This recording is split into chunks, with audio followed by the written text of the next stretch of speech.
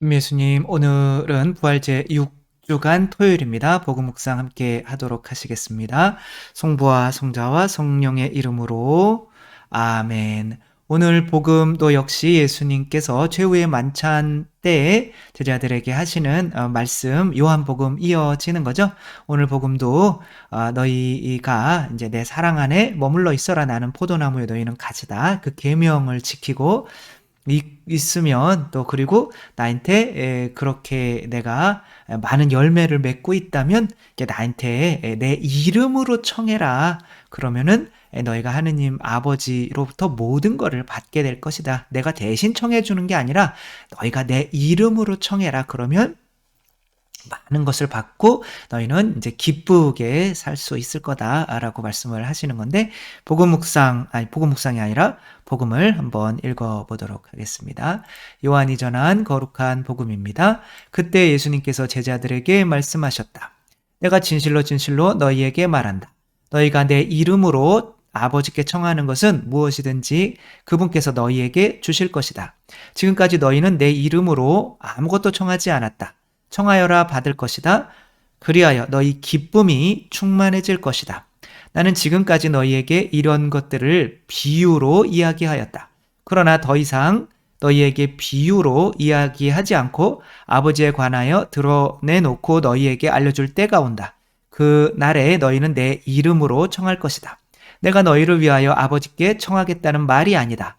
바로 아버지께서 너희를 사랑하신다. 너희가 나를 사랑하고 또 내가 하느님에게서 나왔다는 것을 믿었기 때문이다. 나는 아버지에게서 나와 세상에 왔다가 다시 세상을 떠나 아버지께 간다. 주님의 말씀입니다. 그리스도님 찬미합니다. 네, 요한복음이 이제 조금 어렵기는 한데, 이해가 조금 이렇게 되면 크게 어렵지는 않은 것 같아요. 우리 실생활에서 우리가 충분히 다 느낄 수 있는 것들인 것 같아요. 그러니까 지금까지 너희에게 내가 비유로 말을 했는데 이제는 비유로 말할 필요가 없을 때가 된다. 그때는 너희가 내 이름으로 청해도 된다. 라고 이제 말씀을 하시는 거죠. 이게 도대체 비유로 말씀을 하시고 또 지금은 비유로 말씀을 안 하시고, 그러니까 비유로 말씀을 안 하셔도 되는 때가 온 건데 그거는 도대체 무엇인가? 그리고 그때 예수님의 이름으로 청할 때에만 하느님이 들어주신다는 거는 또 무슨 뜻인가? 라고 할 때 제가 어렸을 때 라면만 이렇게 오랫동안 먹었던 때가 있었다고 했잖아요. 그쵸? 그러니까 그분으로부터 오는, 부모로부터 오는 라면에 진짜 계란이라도 저렇게 풀어줬으면 먹었죠. 어쨌거나 이제 라면만 한 일주일 동안 먹으니까 이 라면 안에 있는 온갖 장금이가 되는 거죠. 맛을 그냥 다 느끼겠더라고요. 그래서 못 먹겠던 거죠. 어린 나이에. 그래서 엄마 못 먹겠어요. 그러니까 어머니가 그럼 젓가락 놔. 그렇게 너무 말씀을 하셔서 아유 그냥 그러면 젓가락 놓고 이불 속에 들어가서 막 울면서 막 잠이 들었던, 그래서 다시 억울해서 나와서 먹었는지 그건 확실한 기억은 없어요. 그러니까 이불 뒤집어 쓰고 울었던 기억은 있는 것 같아요. 그런데 이제 어머니 아버지의 저희 어머니를 찍은 저 사진은 아니에요. 저 정도는 아니셨어요.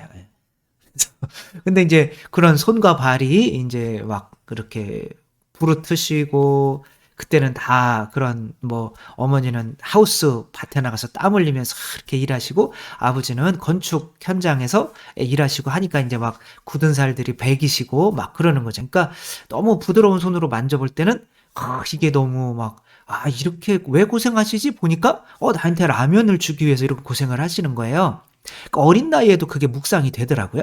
그러니까 이게 지금 김치 하나까지도 이 부모님들이 정말 피땀이 여기에 섞인 거구나 라는 거를 이렇게 알게 되니까 더 이상은 그것에 대해서 나를 사랑하는 것에 대해서의 더 이상의 비유는 필요가 없는 거죠. 그렇죠? 그러니까 비유가 뭐겠어요? 표징인 거죠. 그렇죠? 그들이 바리사의 율법학자들은 하느님께 뭔가를 청할 수가 없는 게 왜 그런 거예요? 아직까지 표징을 좀 보여주십시오라고 하는 거야.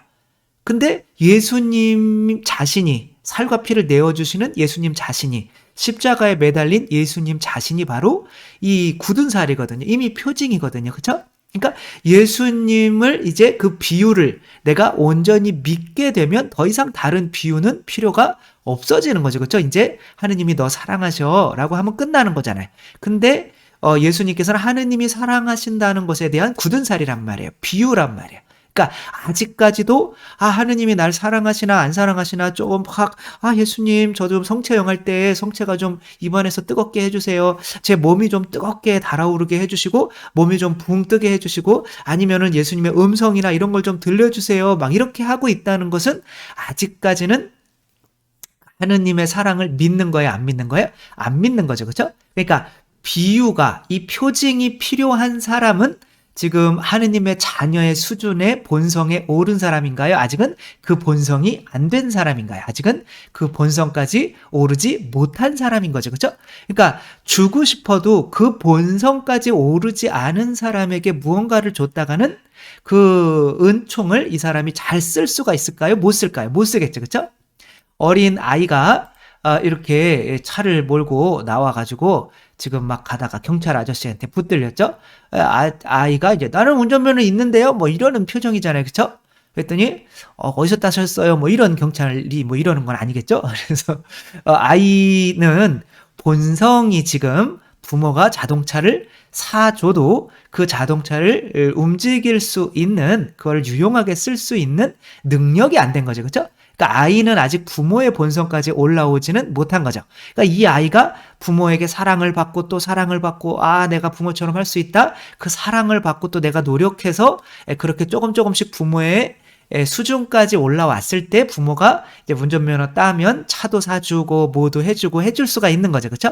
그러니까 이 비유가 더 이상 그 내가 너희를 사랑했다라는 비유가 필요하지 않은 수준이 되면 그러니까 나를 믿으면 내가 하느님의 비유야, 너희를 사랑한다는 비유야, 표징이야.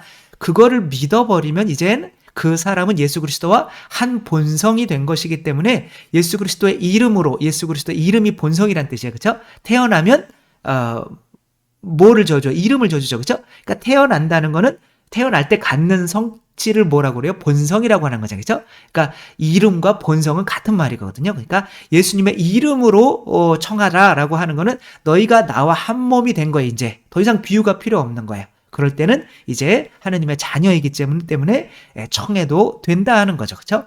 그래서 이 세상에서 하느님 당신이 나를 사랑한다는 표징을 좀 보여주세요 라고 하고 있으면 그만큼 그 사람은 하느님의 본성이 안 된 것이기 때문에 많이 청해봐야 소용이 없다라고 하는 거죠. 그렇죠? 어떤 자매님이 영화인데 이게 뭐죠? 나는 아름답단가? 뭐 그러한 영화인데 이게 막 해서 나 이뻐지게 해주세요. 이뻐지게 해주세요. 근데 하느님이 진짜 이뻐지게 한 것이 아니라 이 자매가 이쁘게 지만 보이는 거야. 그렇게. 그러니까 나 겁나 예뻐졌잖아 막 이러는데 안 예뻐졌잖아요. 그쵸? 그러니까 본인만 굉장히 이렇게 보이는 거예요. 그러니까 너무 자신이 있어진 거죠. 막 난 예뻐, 난 막 예쁘다 막 그러니까 이 자신감에 사람들이 빠져드는 거죠. 정말 이쁘게 받아주는 거죠. 그래서 막 성공하고 막 그런 거죠. 그렇죠? 그러면서 다시 돌아왔을 때는 다시 자기가 자기의 모습이 보일 때는 또 절망에 빠지고 그러니까 사람들이 좋아하던 사람들도 다 떠나가고 하는 거죠. 그러니까 이 사람이 내가 이쁘다, 나는 사랑받을 자격이 있다라고 느꼈을 때는 진짜 사람들로부터 원하는 사랑을 끌어낼 수가 있었던 거죠. 그렇죠? 그러니까 관계 내에서 내가 사랑받을 자격이 있다라고 이제 믿는 거죠. 내가 하느님의 자녀니까 당연히 이런 거는 청할 수 있죠 라고 그런 수준이 되어야 받게 되는 건데 그래서 청하면 이미 받을 거야. 뭐 내가 하느님의 자녀인데 뭐 더 이상 뭔 증거가 필요해 라고 하면 받는데 하느님 나아가 당신이 사랑하시는 표징 좀 보여주시고 그래서 집안에 안 좋은 일이 일어났어요. 뭐 자식이 차 사고가 나서 좀 다쳤다. 그럼 하느님이 나를 안 사랑하시나 봐. 이런 사람은 기도해봐야 소용이 없다는 거야. 그러니까 이제 이거 끌어잡아당김의 법칙인 거죠. 그렇죠? 내가 이미 가졌다고 생각할 때 더 갖게 되는 거죠. 미국의 어떤 소피아 로렌 같은데 이런 말을 했거든요. 여자는 자신이 아름답다고 믿을 때 가장 아름답다라고 하는 거죠. 내가 이렇게 아름답다고 믿을 때 가장 아름답기 때문에 사람들이 나를 사랑해 주는 거고 내가 원하는 것들이 성취가 된다는 거예요. 그러면 내가 이렇게 기쁘게 된다는 거죠. 그렇죠? 근데 이거를 다른 말로 바꾸면은 사람은 내가 사랑받는다고 이미 느낄 때 더 사랑을 받는다라고 할 수가 있는 거죠. 그렇죠? 그러니까 어떤 사람이 자꾸 결혼해서 자기야 나 사랑한다고 한 번만 얘기해줘. 자기야 나 사랑하는 증거 좀 보여줘. 그래서 매번 최수종 씨처럼 이렇게 이벤트를 할 수 있는 남자면 괜찮지만 매번 이렇게 안 해주면 뭔가 안 믿으려고 하고 막 뭔가 토라지고 뭔가 이렇게 하면은 이 남자가 자꾸 이거를 신경을 쓰고 이렇게 해야 되니까 하다가는 계속 할 수 있을까요? 지칠까요? 지치겠죠. 그쵸? 그래서 사랑한다는 거를 이제는 믿어줄 때, 나를 믿어줄 때는, 그러니까 이 여자가 남자를 막 사랑한다 막 하다가 조금만 하면은 막 토라져. 그러면은, 그럼 또 딴 오빠한테 가겠네? 라는 생각이 드니까 이게 좀 불안하니까 주고 싶어도 못 주는 거죠. 그쵸? 그러나 내 사랑을 완전히 믿어버리고 내가 막 야단을 치든 어떻게 하든 계속 당신 어차피 나 좋아하잖아요. 뭐 이런 마음이라면 어차피 그래 내가 뭐를 해도 나한테 붙어 있을 거니까 내가 가진 모든 것을 줄 수가 있게 된다는 거죠. 그렇죠? 그러니까 여러분들도 한번 관계 내에서 저도 마찬가지인 거예요. 저도 어디에 가서 저 사람들이 나를 싫어하면 어떡하지? 라고 할 때는 그 관계 내에서 자꾸 그 사람들로부터 표징을, 비유를 내가 찾으려고 하는 거예요. 그렇게 되면은 그 사람들로부터 얻어낼 수 있는 게 완전히 하나도 없는 거죠. 이미 그 사람들로부터 받아들여져서 더 이상 그 사람들이 나를 사랑하는 증거, 표징, 비유는 필요가 없을 때 이제는 내가 당당하게 청할 수 있는 거면 그 사람들이 들어줄 수밖에 없다는 거죠. 그렇죠? 거기서 이제 기쁨을 누릴 수가 있다는 거죠. 뭐 비유 말씀을 하나 더 말씀을 드리자면 이 처녀가 모르겠어요. 아무튼 이분이 그분은 아니에요. 그러니까 류시와 씨 있잖아요. 류시와 나는 그대가 곁에 있어도 외롭다 아닌가요? 아무튼 무슨 눈 물고기. 그러니까 아무튼 이분은 이렇게 묵상하고 이런 수련하고 이런 거 좋아해서 한 인도에 가서 이제 그런 것들을 많이 명상 같은 걸 수련하고 하는데 거기서 이제 외국인 친구를 한 명 만난 거예요. 근데 이 친구는 이제 몇 달 동안 인도에 여행을 왔는데 왠지 그 락샤라고 하는 뭐야 자전거로 뒤에 태우고 막 달리고 했는데 그래서 아무래도 거기서 막 돈 떼먹고 막 할 거 아니에요. 그죠? 저도 이태리에 갔더니 택시가 막 돌아버려요. 막 계속 돈단 말이에요. 그래서 어떤 분이 그러니까 하도 도니까 그래서 우리 신부님들은 그런 걸 많이 당하거든요. 그러니까 이게 동양인이다 그러면은 왠지 이제 다 관광객인 것처럼 해가지고 택시 운전사들이 막 돌아서 더 많이 10유로면 될 거를 막 50유로 막 어떤 사람은 막 100유로까지 막 받고 막 하는 거예요. 그러니까 근데 그분이 하도 외국에 오래 살다가 우리나라 와가지고 택시를 탔는데 우리나라 지를 잘 모르잖아요. 그래서 택시 운전사가 또 왠지 도는 것 같아요. 그래서 옆에 사람한테 이놈 도는 거 아니야? 그랬다가 택시 운전사한테 뒤지게 혼났다는 그 신부님 얘기도 들었는데 아무튼 하도 도니까 그러니까 믿지를 못하겠는 거야 이 인간들을. 그러니까 이제 막 여기서 도저히 안 되겠는 거야. 그래서 이 인간들의 욕을 배워야겠다. 혹시 나를 욕할 수가 있으니까 그래가지고 이제 이거는 책에 이제 날아가는 새는 뒤를 돌아보지 않는다. 진짜 그런가요? 이렇게 가면서 뒤도 돌아보지 않나요? 아무튼 뒤를 돌아보지 않는다. 그 책에 나오는 건데. 근데 이제 이 양반이 그래가지고 처음에 이제 힌디어를 배운 게 이제 인도어를 배운 게 욕부터 배운 거야. 욕 20마디를 다 배운 거 욕을. 그래가지고 그러니까 누가 욕하면은 막 자기들끼리 욕하면서 싸우는 건데도 이 여자가 자기한테 욕하는지 알고 막 욕을 막 해대고 막 그러는 거야. 애기들이 뭐라 그래도 막 욕하고 막 그러니까 외국인이 욕하니까 얼마나 쌀벌해요. 그쵸? 그러니까 결과적으로는 이 사람들한테 존중을 많이 받고 그렇겠어요? 외로워졌겠어요? 당연히 외로워진 거죠. 그러니까 이제 26인가 260인가 한 200원인가 그거를 청바지 사는데 조금 더 올려받았던, 그래서 이제 또 옷이 없잖아요. 옷을 살려고 들어가는데, 아, 죄송해요. 지금 문 닫고 있어요. 그리고, 근데 식당에 가니까, 어머, 그런 재료가 없네요. 이제 식재료가 다 떨어졌어요. 안 되겠어요. 그러니까, 이거 맨날 이렇게 카페에 앉아있는 걸 가끔은 이제 류시아 씨가 봤는데, 맨날 혼자라는 거예요. 그럼 이 여행에서 얻은 게 뭐가 있어요? 근데 없죠. 그쵸? 일단 이 나라가, 이 사람들이 나를 사랑하지 않는구나라고 생각을 하니까 또 어떻게 되는 거예요? 사랑을 결국에는 못 받아서 여기서로부터 얻을 수 있는 것은 하나도 얻지 못하게 되는 거죠. 그렇죠? 가진 자는 더 가지게 될 것이고 가지지 못한 자는 가진 것마저 빼앗기게 될 것이다. 이게 끌어당김의 법칙이잖아요. 그렇죠? 그래서 일단은 내가 가졌고 내가 사랑받고 있다는 거를 내가 먼저 믿어야 관계 내에서도 사람들이 나를 좋아하게 되고 사랑하게 되고 또 그러니까 더 많은 것을 내어줄 수 있게 되는 거죠. 그렇죠? 그렇게 우리들이 이 세상 살아가는데 예수님께서 마지막 만찬 때에 내가 너희들에게 이만큼 이렇게 살과 피를 내어주는 거, 이거는 다 성체성혈, 마지막 뭐 발을 씻어주는 거 13장부터 시작해서 이렇게 계속 말씀을 하시는 거는 성체의 의미에 대해서 말씀을 하시는 거예요. 그러니까 요한복음 6장에 바로 내 살과 피를 먹고 마시지 않으면 너희는 영원한 생명을 얻을 수 없다. 이게 계속 이어지는 거거든요. 그래서 성체를 영하면서 우리는 이거 표징이면 끝이구나. 이 뭐 더 이상 하느님이 나를 사랑해 준다는 다른 표정은 없겠구나. 살과 피를 내어주는 것만큼 큰 게 어디 있어요. 그죠?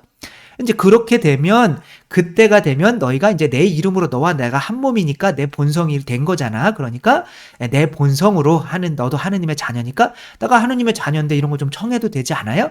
라고 당연히 청하라는 거야. 그리고 당연히 줄 거야 라고 청하면은 그분이 주니까 그런 거 안에서 또 많은 사랑을 받게 되니까 행복하고 기쁘게 될 거다라고 하는 오늘 행복에 관한 오늘 복음 말씀을 더 깊이 묵상하면서 우리들이 이미 예수 그리스도를 통해 성체를 통해 사랑을 충분히 받았다는 그 증거를 가지고 또 우리가 또 청할 수 있는 것들을 많이 청해 가면서 또 이 세상을부터 기쁜 하느님의 자녀로서 살아갈 수 있었으면 좋겠습니다. 주님께서 여러분과 함께 전능하신 천주 성부와 성자와 성령께서는 여기 모인 모든 이에게 축복을 내리시어 길이 머물게 하소서. 주님과 함께 가서 복음을 전합시다. 하느님 감사합니다. 성부와 성자와 성령의 이름으로 아멘. 감사합니다. 사랑합니다.